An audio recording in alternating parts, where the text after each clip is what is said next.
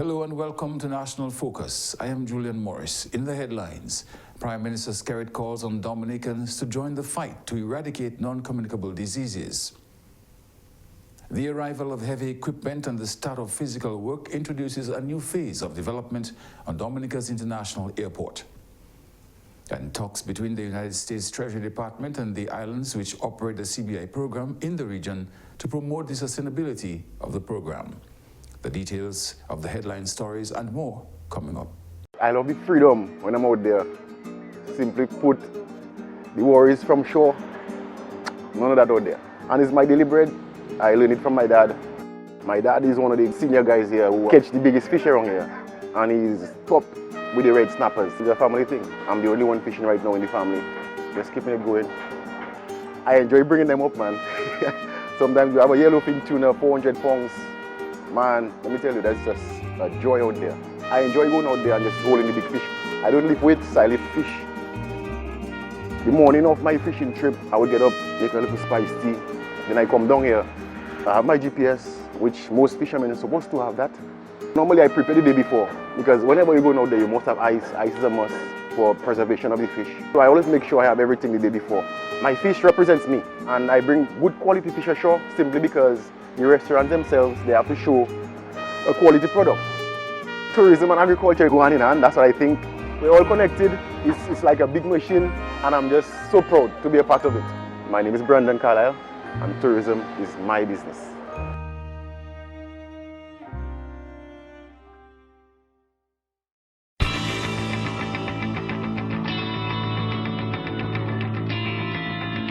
Welcome back. Prime Minister the Honorable Roosevelt Skerrit has held his third bi-weekly media press briefing as part of a concerted effort by government to engage the media.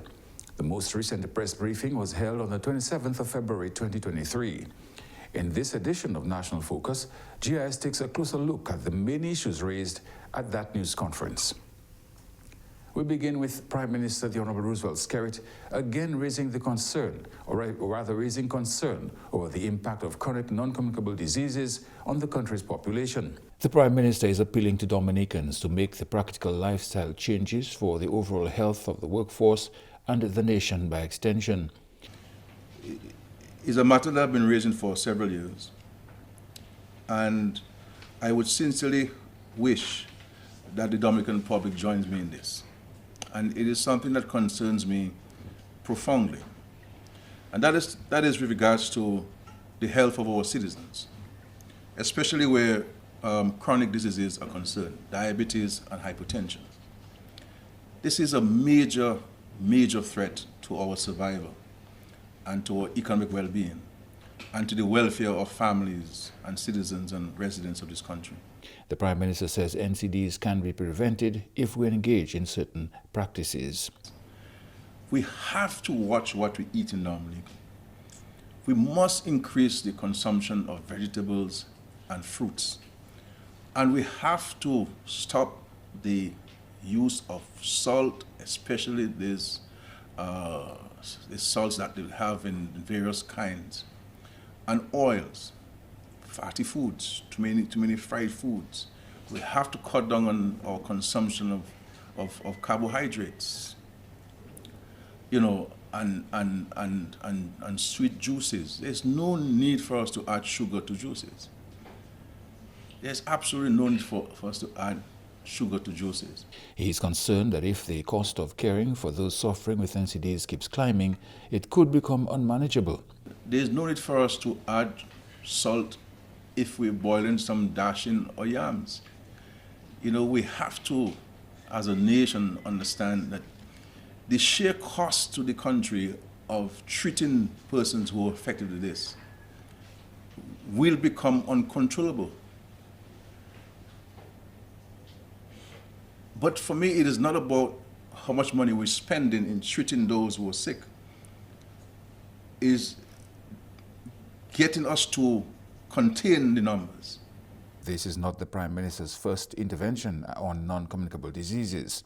He has raised concern about the detrimental impact of NCDs on citizens before and continues to do so. And this is why I've been talking about, for example, the the arrangements we have at primary schools and secondary schools and the state college and others, where there's very little appetite these days for physical education and a greater propensity towards academics and children sitting at the desk for 5 hours.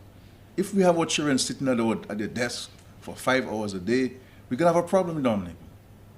And then we have to dramatically look at the school feeding program and to see what are we feeding our children at school and what are we feeding our children at home. And the other thing too we have to work on is exercise. There is also concern that the population is not making use of facilities built by government to encourage exercise. The government can't be spending all of its millions of dollars building playing fields, and people want lights on the playing fields, and nobody's using them. Nobody's using them. Nobody's using them to walk. We have to park these vehicles sometimes and walk to the supermarket, and not want to drop ourselves right at the gate, right at the door of the supermarkets or offices. I am saying to us, we have to watch this. The Prime Minister intends to launch 2 programs in his constituency geared at fighting NCDs. One is a tree planting program, a fruit tree planting program, and to engage the school children to plant fruits in your yard, so that you can have it tomorrow to make juice and so forth. And the other is a constituency-wide exercise program, inviting everybody to be part of this exercise program. And let us use the open spaces, the playing fields, the hills and mountains that we have, and so that we can build this consciousness and poke people's consciousness about the need for us to address this. Julian Morris, GIS National Focus. The International Airport project moves to a new phase as heavy equipment arrives on island this weekend to begin actual physical work. The Prime Minister reassured the public that while a number of employees will be sourced from outside, Dominicans will not be left out. As previously indicated, the contractor, CR5, has been mobilizing to begin construction. This is an ongoing process, and this week the heavy equipment for the construction of the airport is expected to arrive. The former public works site is being prepared as a staging ground for the equipment. One can well appreciate that a project of this magnitude will require a large quantity of equipment, which is not readily available in Dominica at the moment. We simply do not have the capacity. However, I wish to make it fundamentally clear that this does not preclude the engagement of local contractors and owners of heavy equipment who will have access to jobs during the life of this project. In fact, during the preparatory phases, which included the construction of over 30 homes to relocate residents to the new Joe Burton development, the clearing of portions of the site, and also the construction of offices and the construction of the lab, were all done by local people, utilizing the talent and the skills, and also the local equipment. And of course, one can appreciate the fact that the economy benefited in several ways, including the purchase of materials from local suppliers. Because of the size of the International Airport project, a number of foreign workers are expected in the country as construction gets underway. This is not unusual or irregular, and it is certainly no cause for controversy. I assure you that there will be employment opportunities for Dominicans who wish to apply for the jobs which are opening up today. As a matter of fact, there are several residents of Woodfordale and Wesley who have been engaged on the site. Many of them have left the National Employment Program and move away from, to the airport project, and there'll be a significant more who will be employed from across the country. The advertisement from CR5 is up and has been posted in communities along the north, northeast, and online.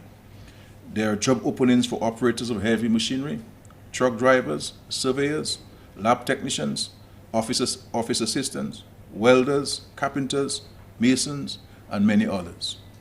I encourage all of you to avail yourselves of these job opportunities. Dominicans were reminded that in spite of the benefits to be derived from such a project, there are detractors. I also advise you to reject the efforts of the enemies of progress, who will seek to cast doubt and undermine this process. The movements you have seen are positive indications that the airport project is ticking off and that we will begin to see increased economic activity centered in the northeast of the island and indeed the entire country.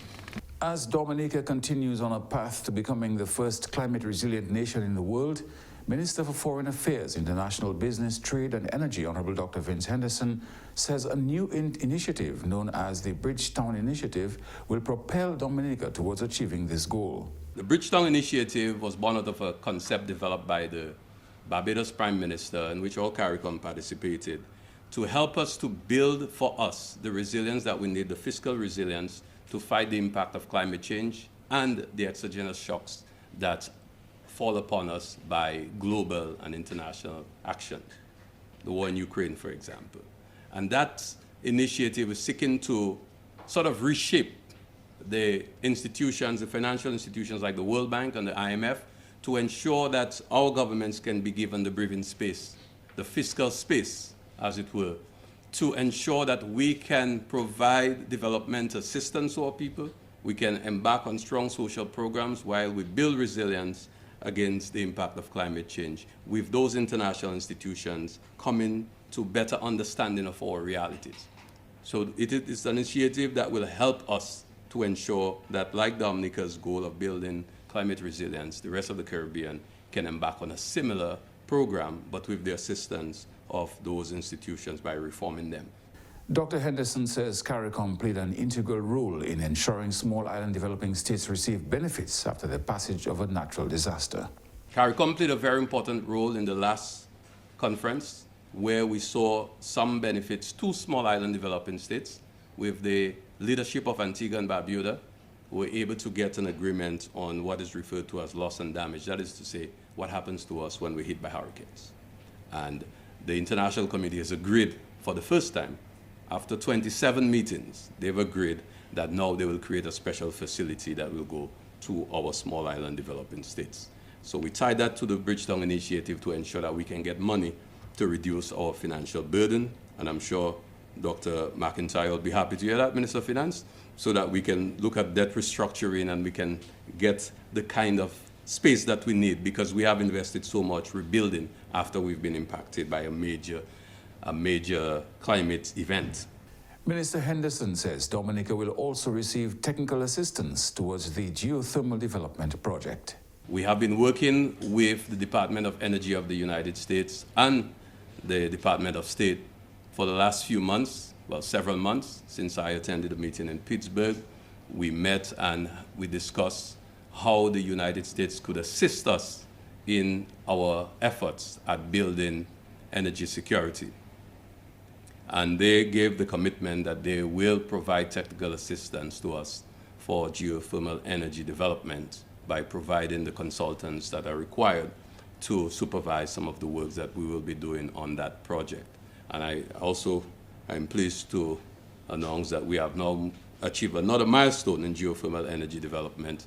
We have moved our rig to the second drill pad last week, and we will be commencing drilling in the next 10 days. Prime Minister the Honorable Roosevelt Skerrit says he is delighted with ongoing discussions between the U.S. government and the islands which operate the CBI program in the region.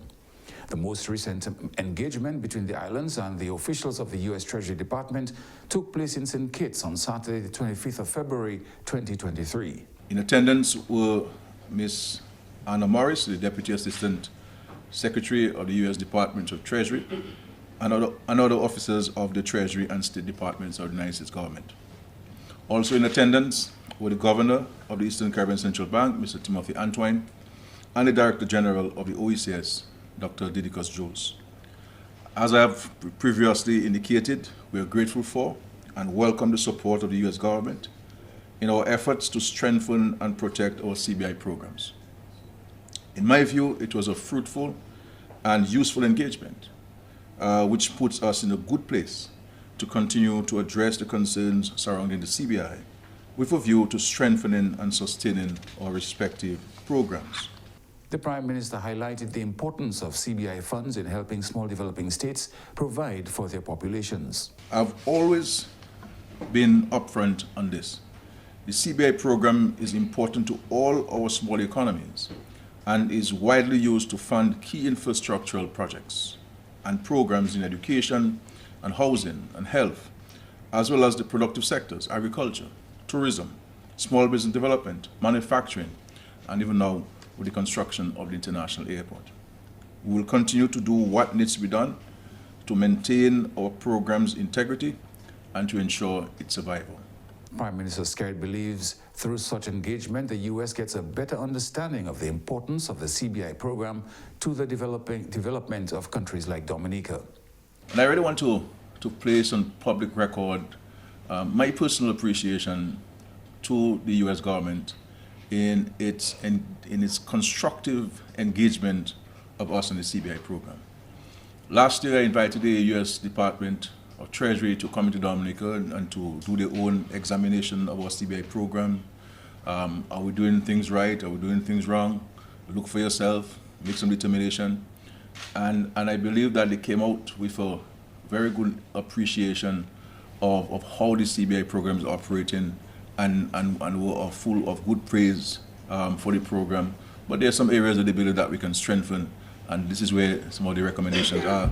And before the end of this week, we'll certainly indicate where we stand on those recommendations from the U.S. A joint communique was expected to be released this week to inform the public on the outcomes of the meeting.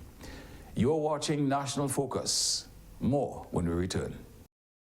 What should you do when an earthquake strikes? What you gonna try and get out the house? I'd run! Get outside the building ASAP.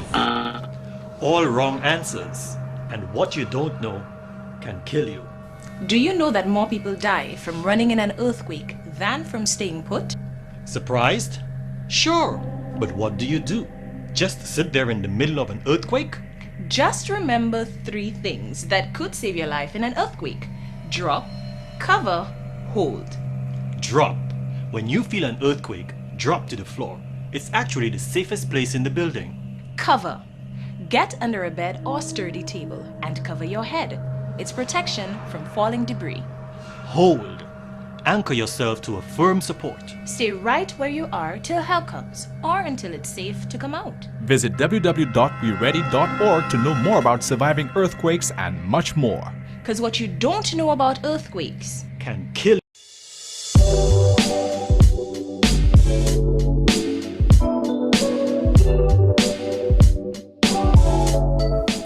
Welcome back.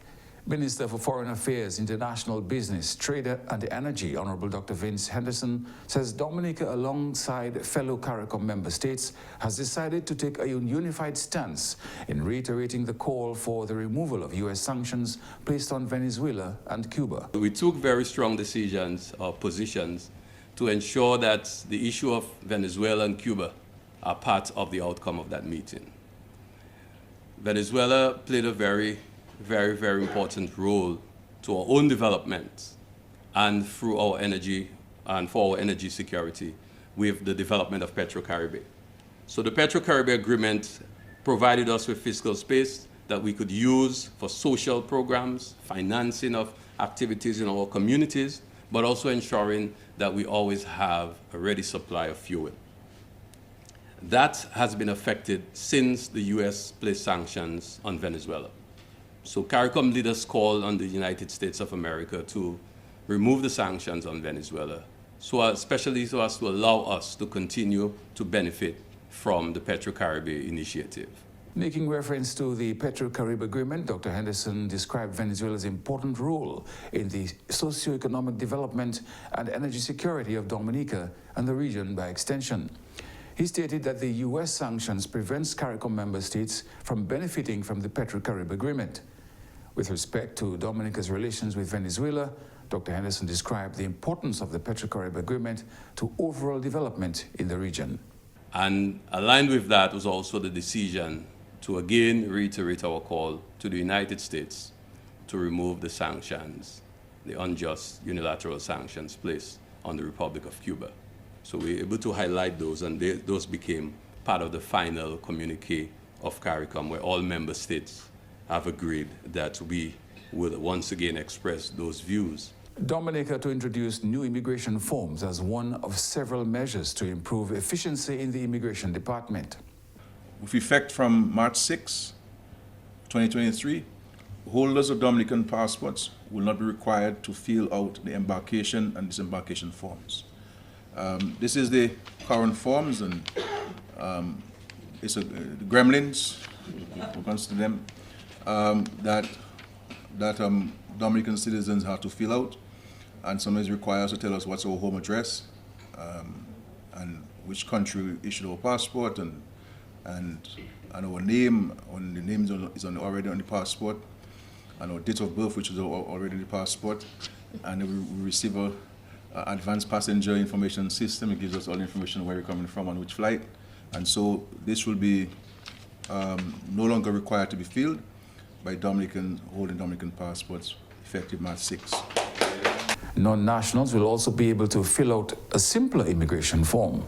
And we will be introducing this new form for visitors to our country, which will be filled out. It has the immigration section and also the customs declaration. Now, those forms will also be available online, and they will be online no later than the 2nd of April, so that visitors to Dominica will be able to fill out those forms online. Prime Minister Skerrit says public criticism is taken into consideration as part of the proactive effort for adapting and improving government services and functions. The Honorable Prime Minister Roosevelt Skerrit has condemned the indiscriminate use of marijuana. The issue was raised during a press conference on Monday, the 27th of February 2023. Government has introduced new legislation which decriminalizes the possession of 28 grams of marijuana for recreational and medicinal use. The law also makes provision for cultivation of 3 marijuana plants per household.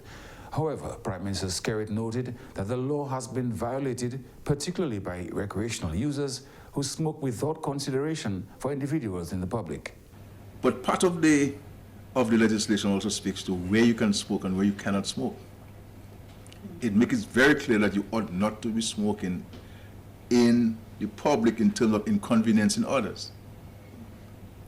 You see what I'm saying? You can't be smoking on a bus. It's against the law. You cannot be smoking on a bus stop when everybody's sitting around you in the bus stop. You ought not be smoking in a carnival where people are being discomforted. All of these things are not supported by the legislation and the decision of the government. But you could smoke in your quiet space, and you won't be harassed by the police. And so I want to urge all of us that while this has been a very progressive decision of the government, and it is the international trend that's taking place, we also, those who consume it must be more responsible. The Prime Minister referenced a lung specialist recently stationed at the Dominica China Friendship Hospital who had the opportunity to work with 25 individuals who have been impacted by marijuana smoke. You know, we brought in a lung expert from Cuba. So the lung expert has been there for the last week or so. As a matter of fact, today he's seeing some 15 patients. So, and he has reported to me that in the examination of a number of Dominicans, he is recognizing that they are suffering from lung issues related to the smoking of marijuana in particular. Another pressing concern was the fact that all these lung-affected cases involved young people. Prime Minister Skerrit says that increased engagement in public education on the effects of the indiscriminate use of marijuana can reduce health complications. The Prime Minister urges recreational marijuana users to consider others when deciding on the appropriate area and time to smoke. The 44th regular meeting of the Conference of Heads of Government of the Caribbean Community, or CARICOM, was held last Friday in the Bahamas. Minister for Foreign Affairs, International Business, Trade and Energy, Honorable Dr. Vince Henderson, accompanied Prime Minister Honorable Roosevelt Skerrit to the meeting. He says the heads of government reiterated the importance of the community in addressing the deterioration in Haiti. Coming out of the meeting as part of the communique, the heads reiterated that the community must play a leadership role in addressing the deteriorating situation in Haiti. And of course, you know, Haiti is a member state of CARICOM. And towards that, there are moral and political obligations to resolve that situation. They also affirmed that this decisive action is needed at the earliest possible time. And I think our Prime Minister, once again, I'm not speaking out of caucus, but at the meeting, again, Prime Minister Skerrit took the lead in urging CARICOM leaders to take immediate action, because we have committed to assist, and we have been taking action at the OAS, supporting some of the resolutions there. We have been making our own efforts to bring some resolution to the situation. Minister Henderson says more parties need to participate in the movement to assist with the process. Prime Minister felt that it was absolutely necessary that immediate action be taken, and that included getting into Haiti to understand firsthand what is happening in Haiti. We were aware of a December 21st decision, 2022 decision that was taken, where there was, well, the convening of parties involved in the political and social and economic life of Haiti. And they all came to an agreement on how they could move forward. But again, it was felt that more parties need to participate in that process. And this is why Prime Minister Skerrit again urged that we move into Haiti and to convene meetings with all relevant parties, everybody who has something to do with the situation in Haiti, which included non-government actors, some of the NGOs, and what is often referred to as some of the gangs. The CARICOM mission, along with the support from the government of Canada, will soon make arrangements to visit Haiti. While some seem to be a little timid, Prime Minister expressed his readiness to go to Haiti, and he said that I should go too. So we are prepared to participate in that process, and we will be moving to Haiti as soon as the CARICOM mission is ready with the support of the government of Canada. I also want to highlight the role that the Prime Minister of Canada, Prime Minister Trudeau, Justin Trudeau, played in urging members to do exactly what our Prime Minister said that we should do. And he did more than that. He also offered assistance in getting us to Haiti and to ensure that services would be provided to all members of our delegation. The government of Canada has also been very involved in seeking to bring a peaceful resolution to the situation in Haiti by providing support to the police, ensuring that the security services have the resources that they require, all the assets that they need to contain what seemed to be an escalating situation in Haiti, so to ensure that they can fight crime and any activity that will create instability for the governance of Haiti. And that's all for this edition of National Focus. Be sure to follow GIS Dominica on Facebook, YouTube, and on Twitter. You can also drop us an email at gis@dominica.gov.dm. From all of us here on the GIS News Production team, I'm Julian Morris. Thanks for watching.